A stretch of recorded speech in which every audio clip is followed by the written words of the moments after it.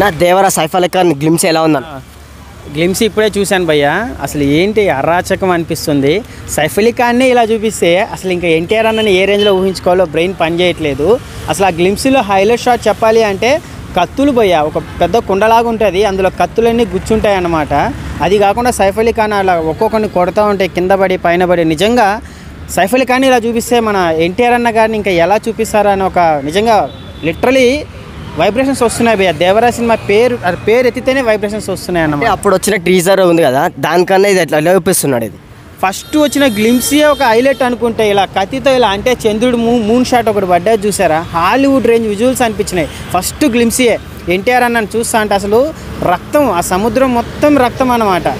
ఒక మామూలుగా మనం ఒక సముద్రంలో ఒక చుక్క కలిపితేనే కనపడదు, అలాంటిది సముద్రమే ఎర్రగా అయిందంటే అది ఎంత పెద్ద ఫైటు, ఎంత ఊహించుకోవాలి. అసలు ఆ విజువల్స్ పరంగా దేవరా సినిమా పేరు ఎత్తితేనే భయ్యా నిజంగా ఊచకోత అని చెప్తున్నాం. అంటే ఆదిపురుషుకి ట్రోల్ చేశారు కదా, రావణాసుడు పత్తలకల్లి జోకర్లా ఉన్నాడు అని, ఇన్నెలా ఉన్నాడు. నిజంగా చెప్తున్నా, సైఫ్ అలీ ఖాన్కి పుణ్యం చేసుకున్నాడు. ఎందుకంటే ఎన్టీఆర్ గారితో నటించడమే పుణ్యం చేసుకున్నట్టే. ఆయన కెరీర్లో మీరు పోయి బ్యాకప్ చెక్ చేసుకుంటే ఇలాంటి క్యారెక్టర్ ఆయన ఎప్పుడూ చేయలేదు. ముద్దులు పెట్టుకోవడం, లిప్ కిసులు పెట్టుకోవడం, ఏదేదో ఫ్యాంట్లు వేసుకోవడం, కోతిగా ఎగరడం తప్ప ఇలాంటి క్యారెక్టర్ ఆయన జన్మలో చేసుండడు. అది ఎన్టీఆర్ అన్న ద్వారా ఆయన చేసుకున్న ఒక పుణ్యమనే చెప్పాలి భయ్య.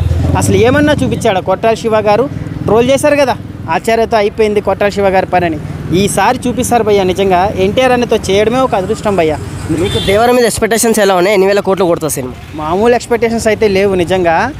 రాజమౌళి గారి సినిమా తర్వాత ఫ్లాప్ అనేది పక్కన ఎరుగు. నిజంగా కొన్ని రికార్డులు ఉంటాయి లేదా అనిపిస్తుంది నాకు ఇప్పుడు. ఈ కల్కి అవ్వచ్చు, బాహుబలి అవ్వచ్చు, ఎందుకంటే ఆ విజువల్స్ మెయిన్లోంచి పోవట్లేదు భయ్య. మళ్ళీ నెక్స్ట్ మన ఆయుధ పూజ సాంగ్ అంట, వాయమ్మో కత్తులకి ఆయుధ పూజ ఏంది భయ్య. అసలు ఎంత ఊహించుకోవాలప్పుడు అసలు ఆ ఫైట్ గురించి, సినిమా గురించి.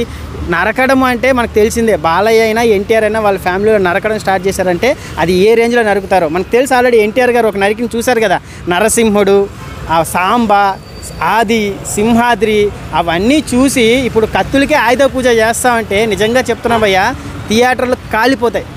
ఎలా అనిపించింది అన్న ఓవరాల్గా సైఫ్ అలీ ఖాన్ చూస్తా ఉంటే సైఫ్ అలీ ఖాన్ నిజంగా అదృష్టం చేసుకున్నాడని చెప్పాలి. అసలు ఆది పురుషులు ఎలా చూపించాడు, ఇందులో దేవరాలు ఎలా చూపించారు, ఇది కదా సైఫ్ అలీ ఖాన్ రేంజ్ అనిపించింది భయ్య. నిజంగా ఆయన చేసిన చెత్త క్యారెక్టర్లలో ఇది మిగిలిపోయే క్యారెక్టరు.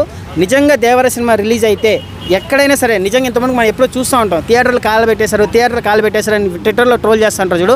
నిజంగా థియేటర్లను కాల్ చేస్తారు. దేవర సినిమా రిలీజ్ అయ్యిందంటే గుండె కొట్టుకుంటుంది భయ్య. ఒక్కొక్క షాట్లు చూస్తూ ఉంటే ఆ సాంగ్, మొన్న వచ్చిన క్లాస్ సాంగ్ ఎలా అనిపించింది. మొన్న దూకే ధైర్యమా జాగ్రత్త అనేది ఫస్ట్ ట్రోల్ చేశారు. ఇప్పుడు ఇండియాలో సాంగ్స్లో ట్రోల్ ఫస్ట్ ప్లేస్లో పుష్ప ఉండొచ్చేమో, కానీ సెకండ్ ప్లేస్ మళ్ళీ దేవరా సాంగ్ వచ్చేసింది.